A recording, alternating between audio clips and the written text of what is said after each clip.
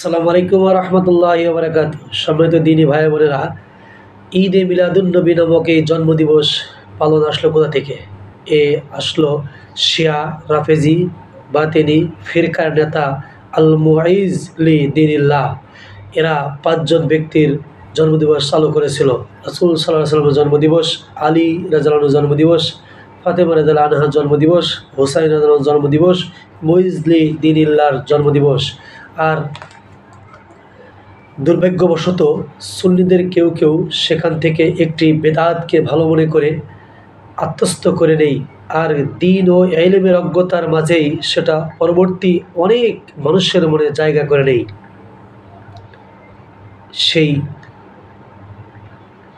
শিয়া খারিজিদের, রাফেজিদের সেই জন্মদিবসই আজকে কিছু সুন্নি নামক আলেম পালন করতে যাচ্ছে।